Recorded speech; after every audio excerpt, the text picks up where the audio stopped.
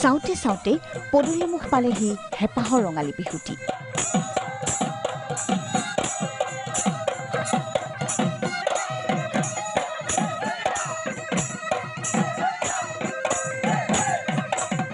ঢোলৰ গুমগুমনি শব্দই ৰজন জনাইছে আকাশ বতাহ।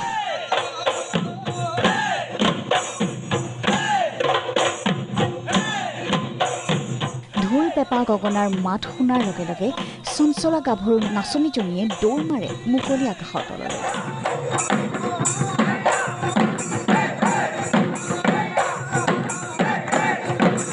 এইসমূহ লোকবাদ্য অবিহনে বিহুৰ প্ৰকৃত ৰং ৰহস্য সম্ভৱ নহয়।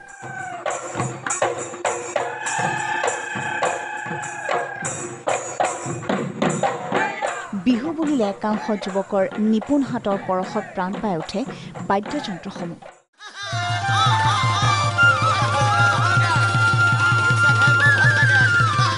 সেয়ে বিহুলৈ সাজু হৈছে লোকবাদ্যৰ ব্যৱসায়ীসকল।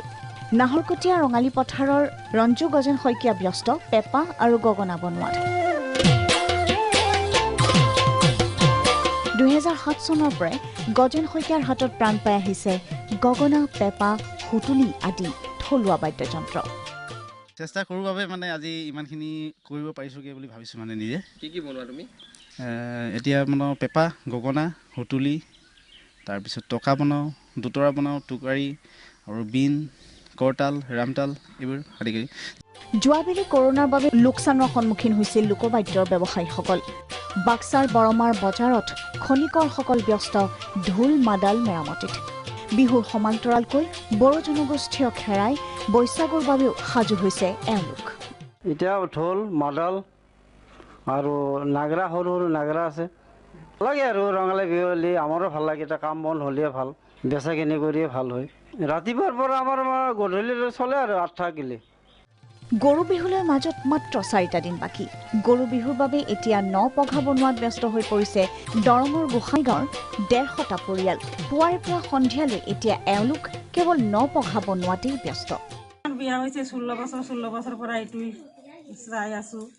সৰুৰ পৰা কোনোবাই কৰি আছে, কোনোবা বুঢ়া হৈ গৈছে। এনেকুৱা কাম কৰোঁতে সংসাৰ চলি আছে, বাচ্চা কাচ্চা লৈ চলি এনেকৈ খাই আছে। বিহু উপলক্ষে কিছু কাম বাঢ়িছে। বিহু উপলক্ষে অলপ পটা বেছিকৈ কিনি বেছিকৈ ৰছী বনাই ৰাতি পুৱা 9টা বজাৰ পৰা ৰাতি 12টা 1টালৈকে কোনোবাই ৰাতি টোপনি নাযায়ে এনেকুৱা কৰি আছো।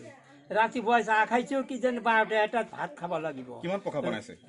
150 মান। এতিয়া বৰ্তমান হৈছে কিজানি 30টা 40টা হৈছে আৰু বৰ্তমান আৰু বনাব লাগিব। ক'ত বিক্ৰী হ'ব? বনলাগাৰ বজাৰত। গৰু বিহুৰ দিনা গৰুক গা ধুৱাই পঘা দিয়া হয়। সেয়ে পঘা বনোৱাত ব্যস্ত হৈ পৰিছে এইসকল মহিলা। যি কি নহওক, এতিয়া প্ৰতিজন অসমীয়া অধীৰ আগ্ৰহেৰে বাট চাইছে হেঁপাহৰ ৰঙালী বিহুটিলৈ। Bureau report, Prag news.